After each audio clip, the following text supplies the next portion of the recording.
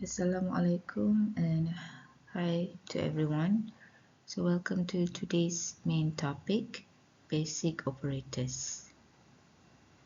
So can anyone recall from our previous classes what an operator might look like in regular mathematics? So keep that in your mind as we move forward. So in C programming, an operator is simply a symbol that tells the compiler to perform specific mathematical or logical functions. We are going to look at the foundational building blocks that will allow your programs to actually do the math for you. So let's move to the next slide to see the different types available. An operator is a symbol used to perform arithmetic and logical operations in a program. That means an operator is a special symbol that tells the compiler to perform mathematical or logical operations. There are several types of operators we use in C programming. So here are the four main categories you need to know. So first we have arithmetic operators, which are used for math like addition, subtraction, multiplication, and division. So these can be further divided into unary and binary types. Second, we have relational operators such as greater than, less than, or equal to. So we use these to compare values. The third one are logical operators like AND, AND, with the symbol AND, which is for the AND. And then we have OR option, which denoted in a bar, double bar, which help us combine multiple conditions. And finally, compound assignment operators like plus minus or minus equal, which act as a shorthand to update variable values quickly. So today our spotlight will be completely on the first category, which is arithmetic operators. The arithmetic operators are the symbols that are used to perform basic mathematical operations like addition, subtraction, multiplication, division, and percentage for modulus. So the following table provides information about arithmetic operators. Here you can see this table. So what exactly are arithmetic operators? So we use them to execute mathematical equations in our code. When we calculate something, we normally want to save the result. The result of an arithmetic operation is usually assigned to a data storage, which we call a variable, using the assignment operator, which is the equal sign. For example, look at this C expression, sum equals to max 1 plus max 2. So in this algebraic expression, the plus sign is the arithmetic operator performing addition, and the equal sign stores that total into the variable named sum.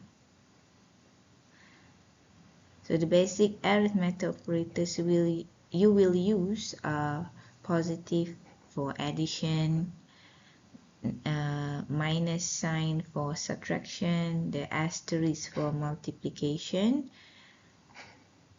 the slash here for division, and finally percentage for modulus, which this one calculates the remainder of a division arithmetic operator.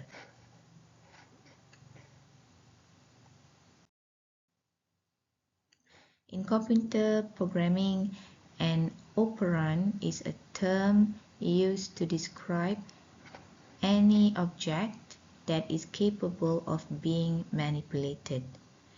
For example, in the string or a statement 1 plus 2, the 1 and 2 are the operands, and the plus symbol is going to be the operator. In C, arithmetic operators are split into two specific types based on how many operands or variables they interact with at one time. First, we will have unary operators. So these are operators that require only one operand. A great example is when we want to increase a variable's value by 1, written as a equals plus plus b. We are only applying the operator to b. Second, we have binary operators.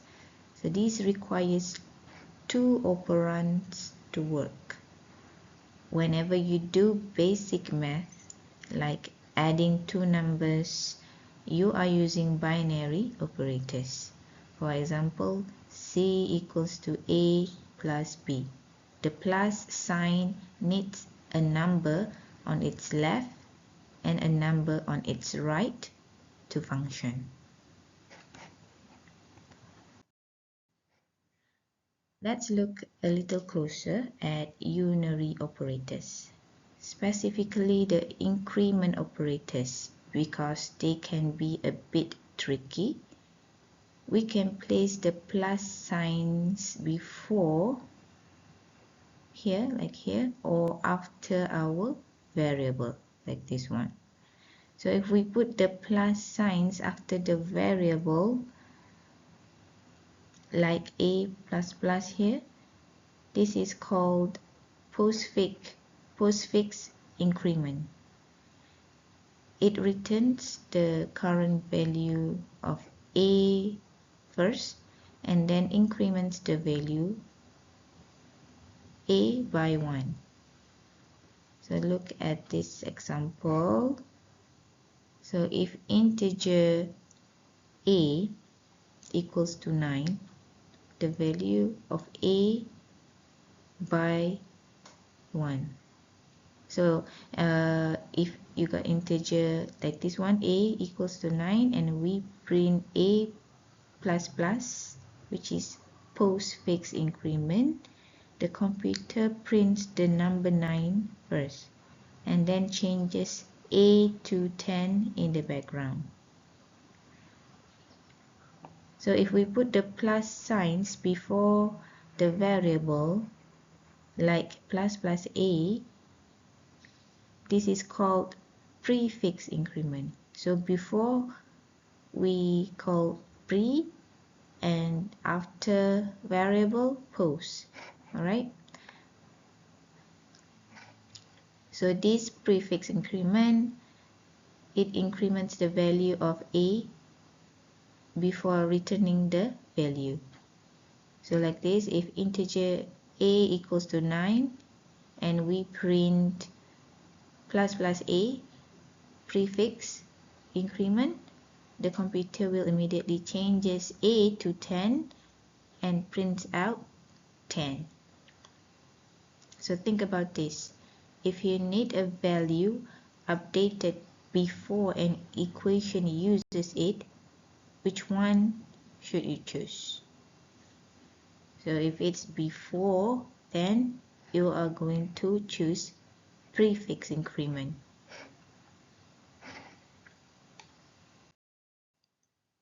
So let's look at another visual example to really understand how prefix and postfix operators affect other variables when we assign them.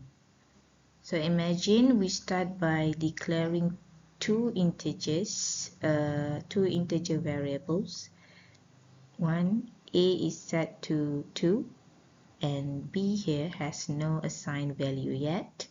So first, let's see what happens if we use a prefix increment and write b equals to plus plus a. So remember our rule, prefix means we increment first. So the computer instantly increases the value of a by 1, changing it from 2 to 3. Then it assigns that brand new value of variable a to variable b, like this one. In the after state, both a and b will equal to 3. So now let's rewind and pretend we are starting over again with a equal to 2. So what if we use a postfix increments here instead? We will write b equals to a plus plus. Here the rule is reverse. The computer assigns the current value of a variable a to variable b first. So b gets the original value of 2. Only after that assignment is complete does the computer increment variable a by 1, making a equal to 3. So in this second scenario, the final value of b is 2 while a is 3. So you can see how a tiny shift in where you place those two plus signs completely changes the result stored in your variables. This is a very common source of bugs for beginners, so always double check your placement of the signs.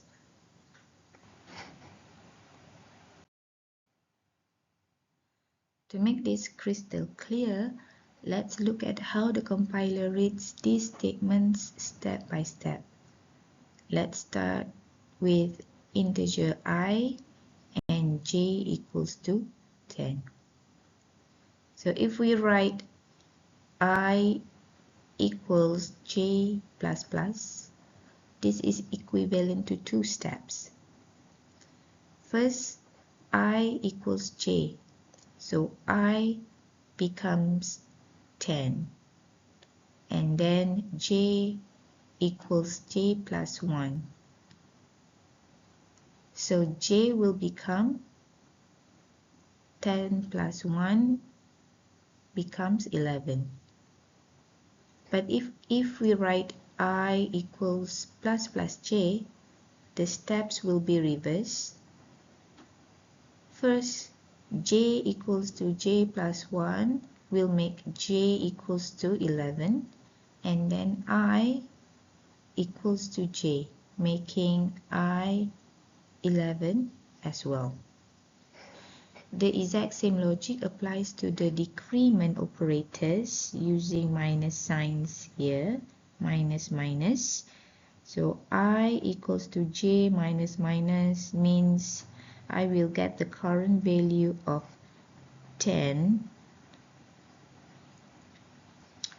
and then j drops to 9 because 10 minus 1 equals to 9. For I equals to minus minus j, the prefix increment means j has to drop to 9 first, which is 10 minus 1, 9, and then I will get that new value of 9 because I equals to j. So this has shown you the separate value for I value and j value based on the plus plus or minus minus statement before, which is prefix, or after the postfix increment.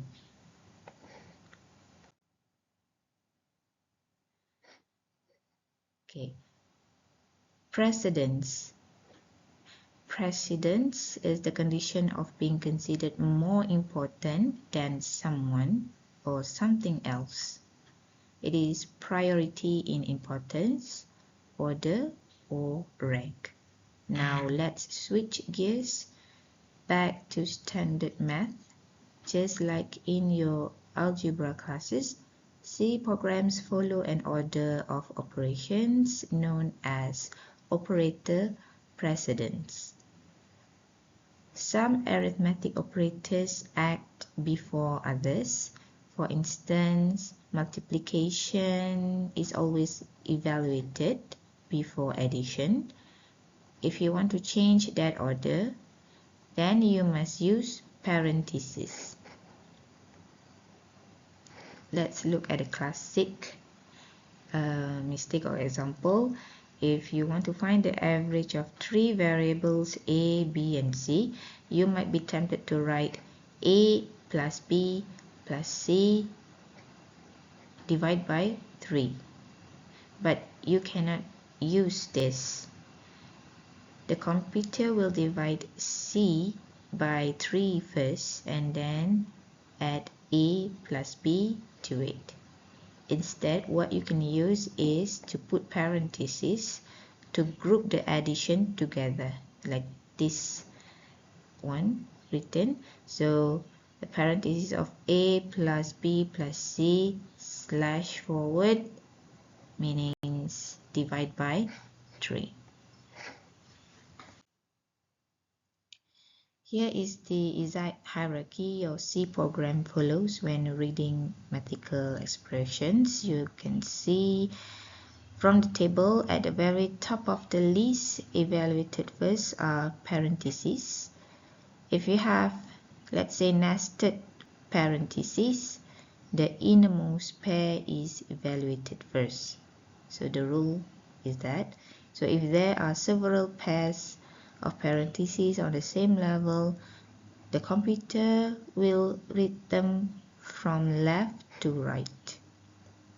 Evaluated second are multiplication, division, or modulus. So if you have a string of these in a row, they are evaluated left to right. And finally, evaluated last, we have addition with the plus minus or the plus signs, or subtraction, the minus sign.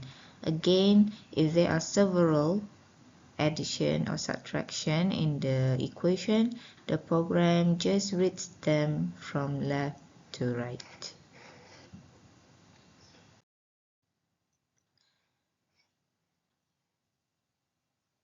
So to make everyone understand the difference between division and modulus, as these two will be incredibly useful in programming.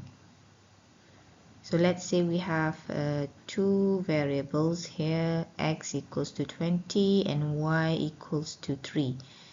If we perform standard division using the forward slash here, z equals to x forward slash y, the computer calculates 20 divided by 3, which is equal to 6. Because these are integer data types, it will ignore the decimal fraction entirely. Now, what if we use the percent sign for modulus? The percent here represent modulus. So if we write z equals to x modulus y, or percent y, we are calculating 20 modulus 3. So this asks, after dividing 20 by 3 evenly, what is the remainder? Meaning what is left, or what is the balance or leftovers. So this 3 goes into 20 6 times, which is 18, leaving a remainder of 2, because 20 minus 18 equals to 2. So Z equals to 2. So modulus is your go-to tool anytime you need a remainder, or if you need the left or balance or leftovers. So let's put everything we have learned into a real program. We are going to build a simple C program that adds two numbers together. So before we write code, you must always plan. So look at the pseudocode and the flowchart on this screen. So normally we start at begin.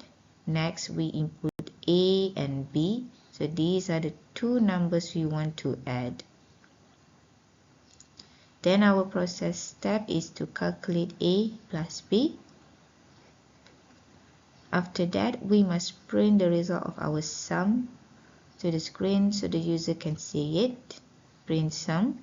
And finally, we just end the program.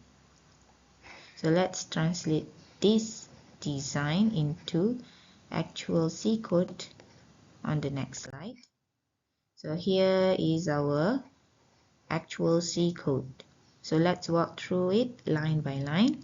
So on line 1, we include the usual standard input or output library, #include stdio.h, the header file. Then we start our main function in line 3, the integer main void. So inside the curly braces, the first thing we do is declare our variables. This is how you declare your variables in line 5. So we need integer data types. So we type integer A, B, sum. Next, we prompt the user to provide data. So basically we use printf function. In the string, we can write input first integer to display a message on the screen.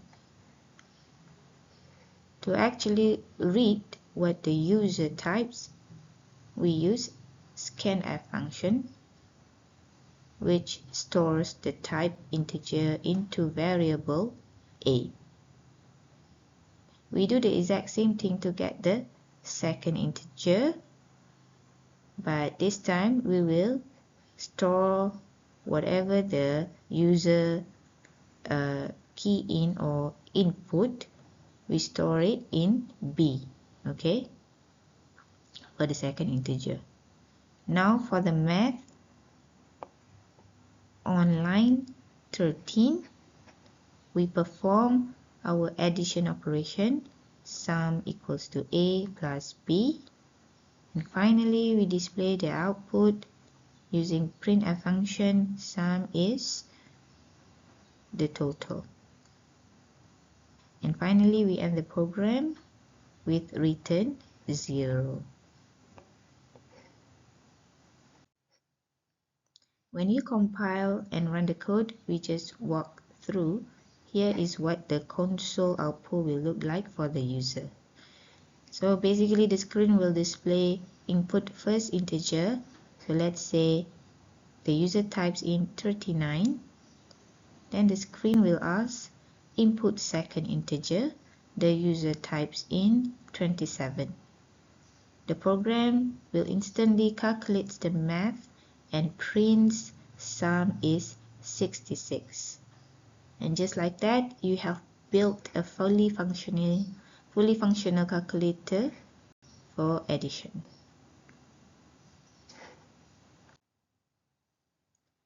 Now let's look at a slight variation with an exercise. So what if we want to find the average of two numbers instead of just the sum?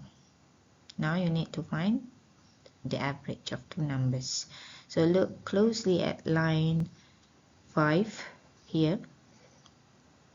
Notice that instead of integer, we are using float for A, B, and average. So basically it starts the program with the usual or the normal codes, but the difference now to find the average, find the two average, we use float. Okay, so why do you think we use float here? We use float here because when you divide numbers for an average, you often will get decimals.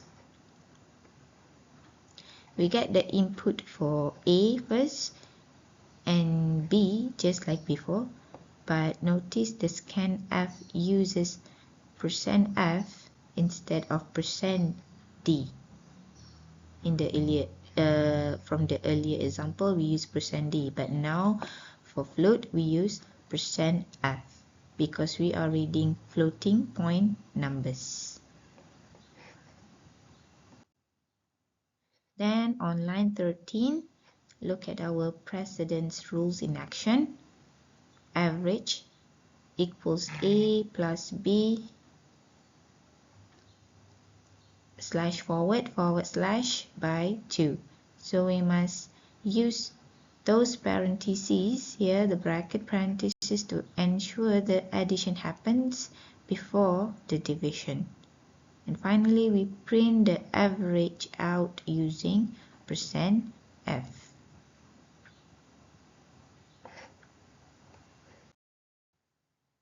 So let's look at one final exercise that perfectly demonstrates how useful the division and modulus operators are. So we want to write a program that accepts a total number of minutes from the user and display it in hours and minutes. For example, if the user enters 2 to 4 minutes, the output should say 3 hours 44 minutes. So how do we do this? In our code, we will ask the user 4 minutes. Okay, here the scanf, enter minutes for printf. Okay, we give the user instruction and we ask the user to input the minutes through the scanf function. So to find the whole hours, we use integer division. Hours equals to minutes divided by 60. So since hours is an integer, dividing 2 to 4 by 60 gives us exactly 3. Okay, dropping any decimal. So there's no decimal because it will give us exactly 3. So to find the remaining minutes, we use our friend, the modulus operator, the % here. So minutes equals to parentheses of minute % 60. The minute modulus 60. So 2 to 4 modulus 60 leaves a remainder or leaves a balance of 44. So we will printf function or print out both variables, and we successfully converted our time. Alright, that brings us to the end of today's lecture on basic operators in C programming. So let's quickly recap what we covered. We learned that operators let us perform mathematical and logical tasks. We focus on arithmetic operators today: addition, subtraction, multiplication, division, and the incredibly useful modulus operator for finding remainders, like this example. So we also explored the difference between prefix and postfix matrix increment operators, which determine when a variable is updated in an expression. And importantly, we saw how C strictly follows mathematical order of operations, meaning you must manage your parentheses carefully. Finally, we walked through some real code like these examples showing how to take user input, run calculations, and print outputs back to the screen. So for your practice at your own time, I recommend taking the code from today's slide. Try to type them into your C compiler, the code blocks in your computer or laptops, and changing the operators to see what happens.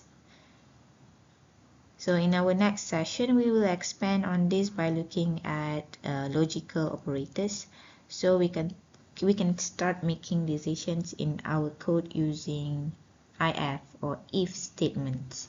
Thank you for your attention today and happy coding. See you next time.